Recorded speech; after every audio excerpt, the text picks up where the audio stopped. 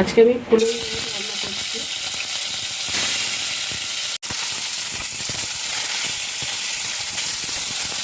হ্যাঁ বন্ধুরা, আমার মাছ ভাজা হয়ে গেছে।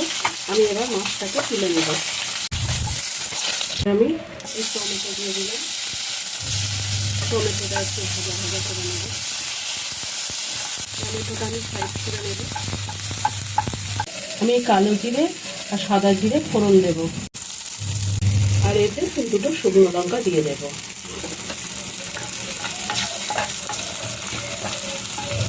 হলুদ আর এই জিরের গুঁড়ো দিয়ে দিচ্ছি।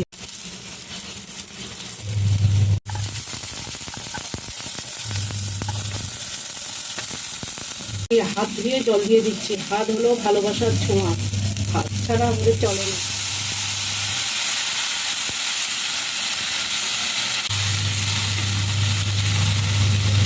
কাঁচা লঙ্কা আর আমি স্বাদ অনুযায়ী নুন দিয়ে দিলাম।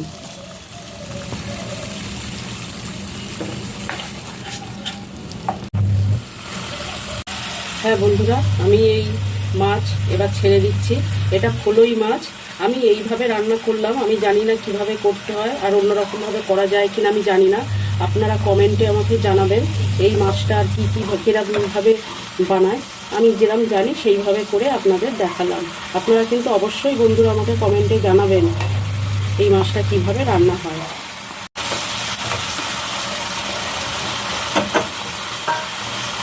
আমি এটা এবার গ্যাসটা আস্তে আমি দিয়ে দিচ্ছি। হ্যাঁ বন্ধুরা, আমি এবার গ্যাসটা জোরে দিয়ে দিচ্ছি।